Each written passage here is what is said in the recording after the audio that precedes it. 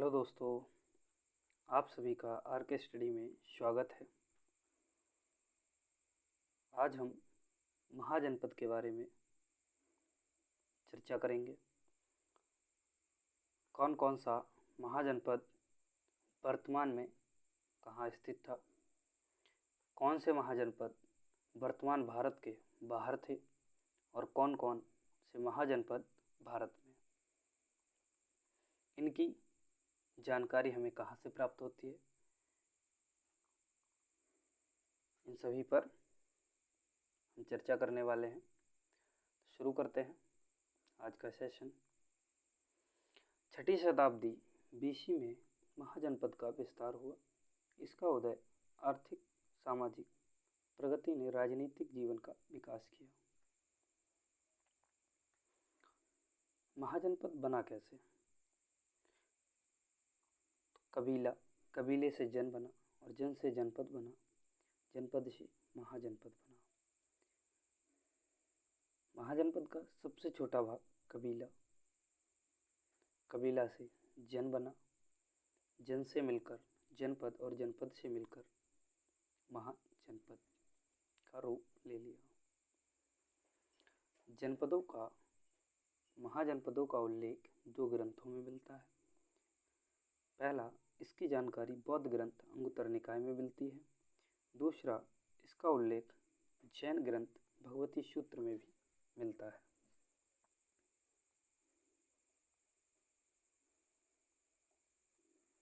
इन दोनों ग्रंथों में 16 महाजनपदों के बारे में बताया गया है।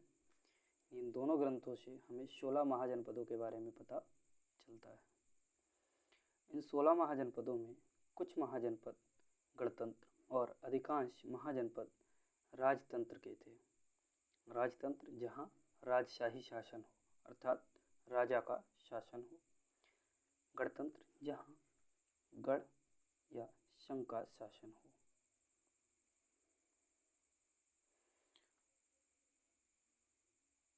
बात करते हैं बिहार में स्थित महाजनपद, यानी कि बिहार में कौन कौन से महाजनपद स्थित थे। पहला है मगध, जिसकी राजधानी राजगृह या गिरिब्रज थी और वर्तमान के पटना या गया में स्थित था और मगध सबसे शक्तिशाली महाजनपद था। अगला आता है अंग, जिसकी राजधानी थी चंपा और ये वर्तमान के भागलपुर में स्थित था। अगला है बज्जी, जिसकी राजधानी थी वैशाली और ये वर्तमान के त्रिहुत क्षेत्र या मिथिला का क्षेत्र था और यह प्रथम गणतंत्र महाजनपद था। अब ये तो हो गए बिहार के महाजनपद। देखते हैं उत्तर प्रदेश में स्थित महाजनपद।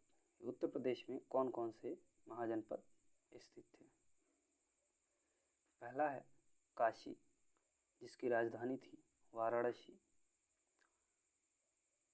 अगला है कौशल, जिसकी राजधानी थी श्रावस्ती या साकेत, जो वर्तमान के फैजाबाद में स्थित था। अगला है मल्ल, जिसकी राजधानी थी कुशीनगर और वर्तमान में ये देवरिया बौद्ध का महापर्व और ये भी एक गणतंत्र महाजनपद था। अगला है वत्स, जिसकी राजधानी थी कौशाम्बी और ये वर्तमान के प्रयागराज में था।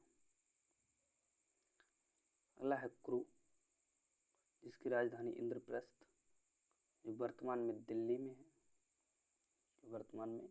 है, और इंद्रप्रस्थ की चर्चा महाभारत में भी देखने को मिलती है।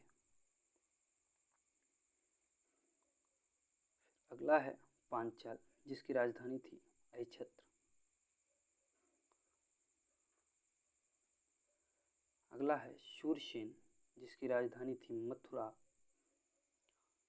और अगला है चेदी, जिसकी राजधानी शक्तमान या महिष्मती, जहाँ का राजा शिशुपाल था। शिशुपाल के बारे में महाभारत में भी जानकारी मिलती है। कहा जाता है इसका वध कृष्ण ने किया था।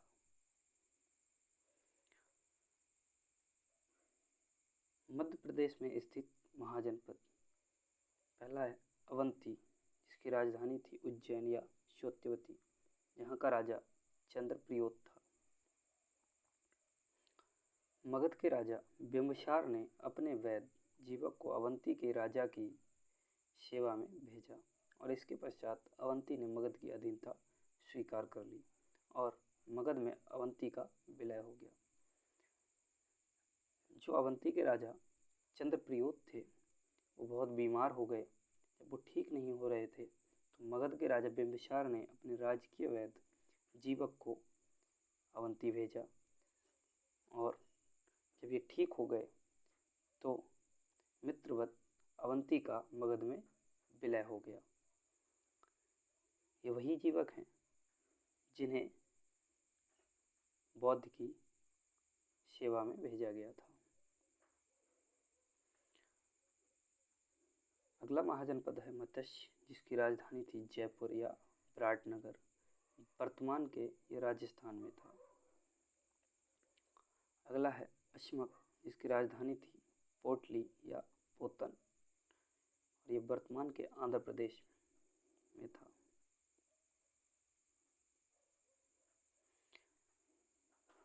अब तक जो हमने देखे जितने भी महाजनपद, ये वर्तमान भारत में थे। कुछ महाजनपद भारत के बाहर हैं, जो आज का भारत है उसके बाहर। तो भारत से बाहर के महाजनपद देखते हैं।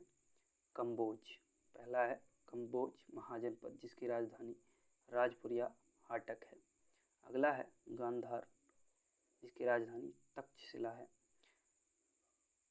गांधार अफगानिस्तान, कंबोज ये पाकिस्तान और अफगानिस्तान के आसपास का एरिया है। जो ये गांधार है इसकी भी चर्चा हमें महाभारत में देखने को मिलती है। गांधार मामा शकुनी ये गांधार से थे, तो याद करने के लिए याद रख सकते हैं कि गांधार से कौन था। तो अगर वीडियो पसंद आया हो तो कृपया लाइक करें, शेयर करें, सब्सक्राइब करें। धन्यवाद।